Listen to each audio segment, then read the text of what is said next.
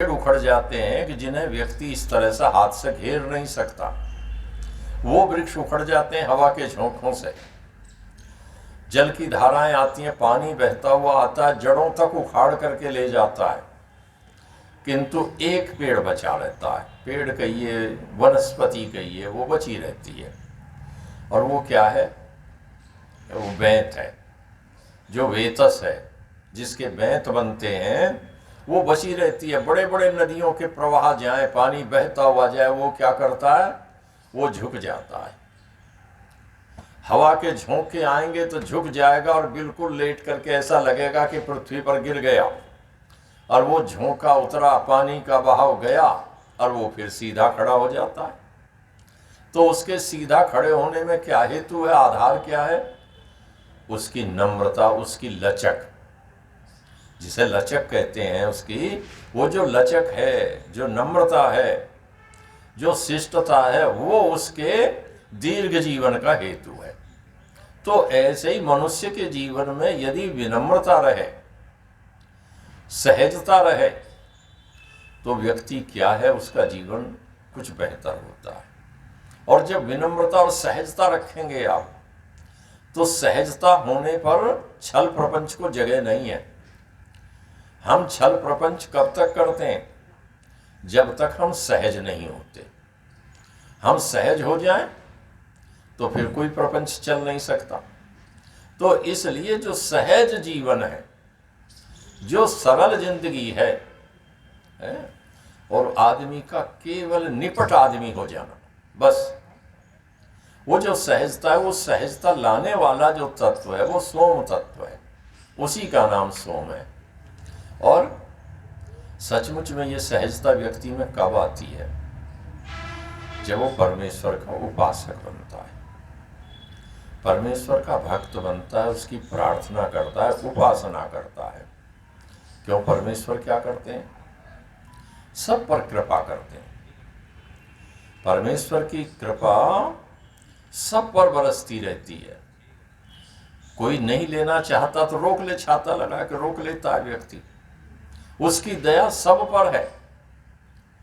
व्यक्ति उसे रोकना चाहे रोक दे। तो वो जो परमेश्वर है, सचमुच में वो पवमान सोम वह है। और वेद में जिस सोम का वर्णन है, वो परमेश्वर के उन गुणों का वर्णन है जिन गुणों से व्यक्ति के जीवन में सौम्यता आती है। और कहा देखो वो कैसा है सोम का रस? स्वादिष्ठया मदिष्ठया पवस्व सोम धारया इंद्राय पातवे सुतः। स्वादिष्ट या सोम की जो धाराएं हैं, वो सोम की धाराएं कैसी हैं? वो स्वादिष्ट हैं।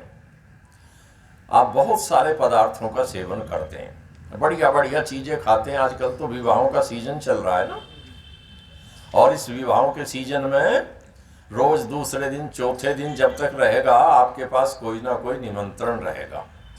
आप क्या ढूंढते हैं पदार्थों में? जो आपको सबसे ज्यादा स्वादिष्ट लगता है। किसी को मीठा बहुत अच्छा लगता है, और आचार्य विष्णु मित्र जी होंगे, हैं? देखो पधार गए नाम लेते ही। आचार्य विष्णु मित्र जी होंगे तो जिधर वो रसगुल्ले का डोंगा रखा होगा, आइसक्रीम रखी होगी, उससे बच के निकल जाएंगे। क्यों? क्या स्वादिष्ट नहीं है? स्वादिष्ट है, पर संसार के पदार्थ सापेक्षिक रूप से हैं। एक को स्वादिष्ट लगेगा, दूसरे को वो स्वादिष्ट नहीं है, क्योंकि उसे हानि करता है। तो संसार के पदार्थ तो सापेक्षिक स्वादिष्ट हैं, अच्छे और बुरे सापेक्षिक हैं। किंतु परमेश्वर की भक्ति का रस कैसा है, उसकी उपासना का आनंद कैसा है, जो भी उसे करेगा उसको ही वो स्वादिष्ट लगेगा। ऐसा नहीं है किसी को उसकी भक्ति में आनंद आए और किसी को न आए। जब तक व्यक्ति उसे करना प्रारंभ नहीं करता, तब तक तो व्यक्ति उससे दूर दूर रह सकता है।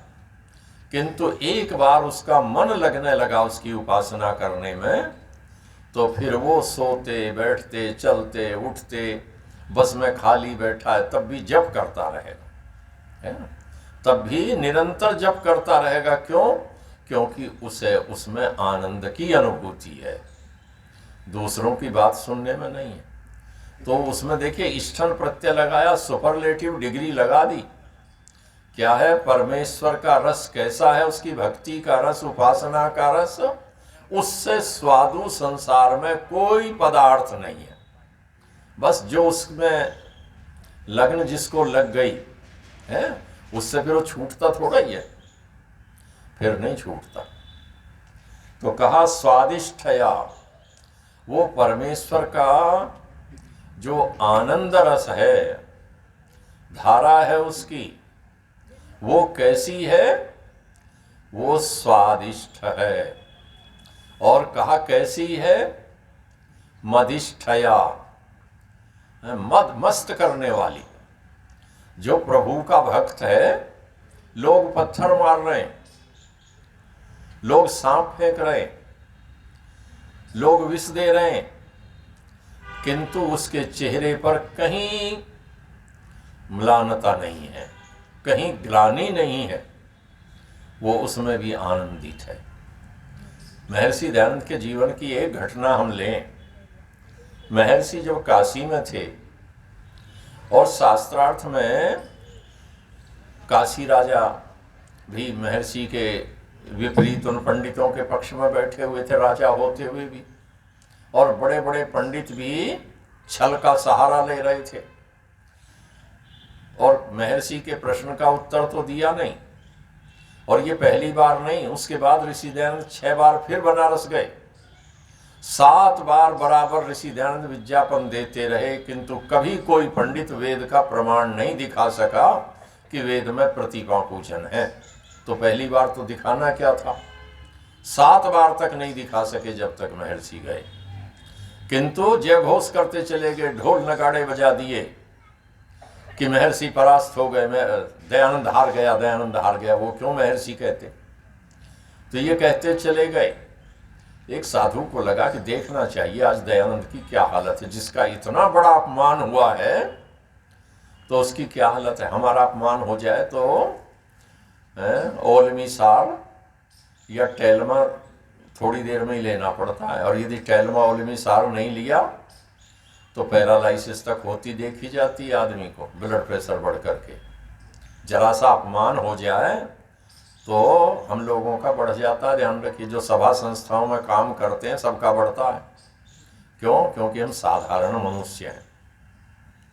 और जब उन्होंने जाकर के देखा कि महर्षि तो उतने ही निर्लेप हैं जैसे कुछ हुआ ही नहीं है, कुछ भी नहीं हुआ।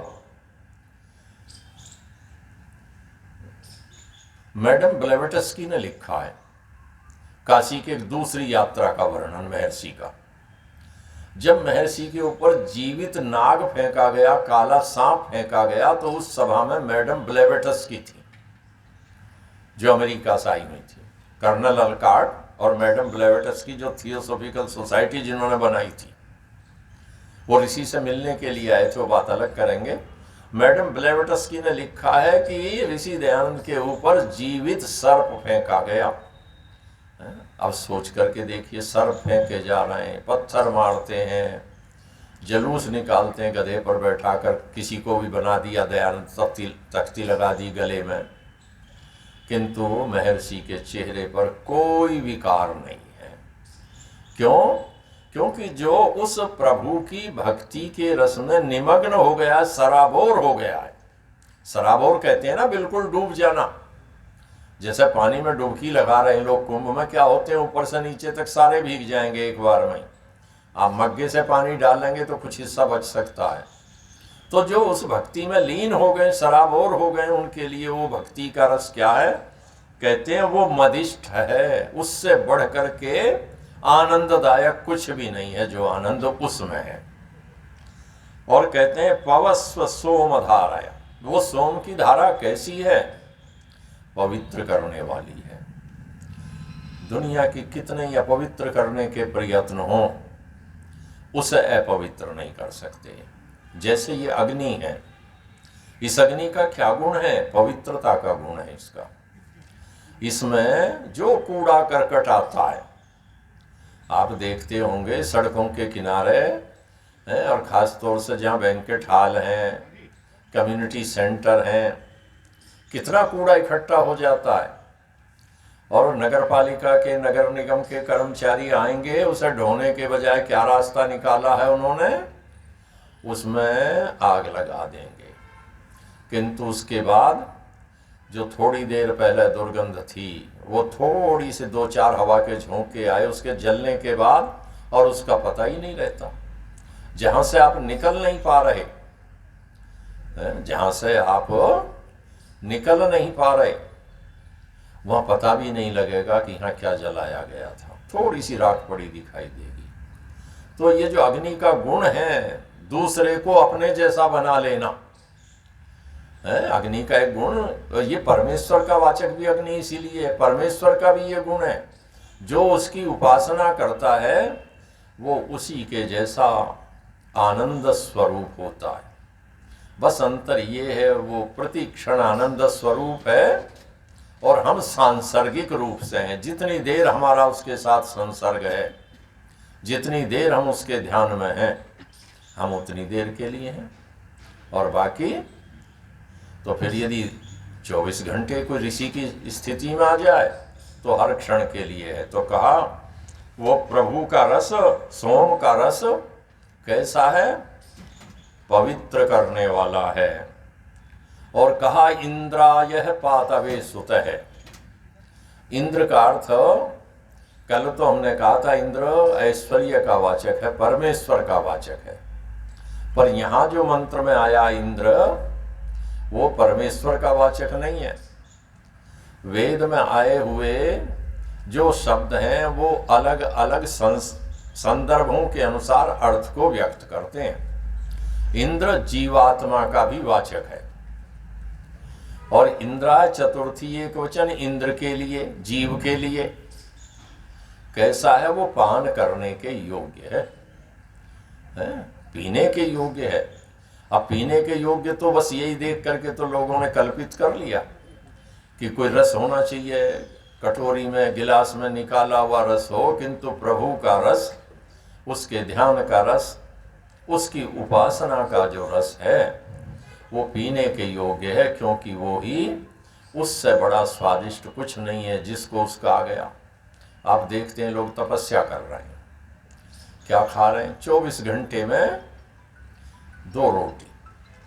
कभी देहरादून आप में से जो गए होंगे तपोवन में, एक तपोवन तो शहर के किनारे पर है और एक ऊपर वाला आश्रम है जंगल में। कभी महात्मा आनंद स्वामी जी, स्वामी योगेश्वरानंद जी जो उनके गुरु थे, वो उसमें तपस्या करते थे। अब तो बाउंड्री हो गई उस जंगल की, थोड़े से जितनी जगह है। कभी वो बाबा गुरमुख सिंह मुसाफिर ने जगह दी थी महात्मा आनंद स्वामी जी को, 500-600 बीघे जमीन दी थी, सोचिए हैं। और वो 500 बीघे का आश्रम तो जंगल में था, जानवर आते थे, जंगली जानवर सब, किंतु प्रभु के भक्त बैठते थे। योगेश्वरानंद जी ने तपस्या की बैठ करके। वैसी एक चट्टान सी है, पहाड़ी टुकड़ा, सारा ही पहाड़ी है, और सागौन के बड़े बड़े पेड़ खड़े वन हैं, उस पर बैठकर तपस्या करते हैं। उसी पर महात्मा आनंद स्वामी जी ने, जब खुशहाल चंद थे, वहाँ तपस्या की, फिर बाद में सन्यासी हुए, और हर वर्ष जीवन में कुछ समय के लिए जाते थे, 1.5-2 महीने के लिए। अपने हाथ से एक समय 2 रोटी सेकनी, 1 बाल्टी नदी में स्नान करके आना नीचे दूर, और नदी से 1 बाल्टी भर लानी, अपने 24 घंटे का काम हो गया। तो इतने सारे संसाधन थे आनंद स्वामी जी के पास, तो तब भी बड़े संपन्न थे। तो उसमें आनंद क्यों आ रहा था? इसलिए आ रहा था कि प्रभु भक्ति में जब व्यक्ति का मन लगने लगता है तो फिर उसके लिए उससे ज़्यादा कोई स्वादिष्ट नहीं है। वो पवित्र करने वाला है। जीवन की पवित्रता प्रभु की उपासना से आएगी। यदि उपासक होगा तो छल प्रपंच नहीं करेगा, और छल प्रपंच करेगा तो ध्यान रखिए प्रभु का उपासक नहीं हो सकता। दोनों चीज़ें एक साथ कभी नहीं होती। और सारे में सोम का वर्णन है, हर मंत्र विचार करने के योग्य। समय की दृष्टि से अब थोड़ा सा पाठ करते हैं, फिर बात करेंगे। ओम ॐ विश्वानि देव सवितर्दो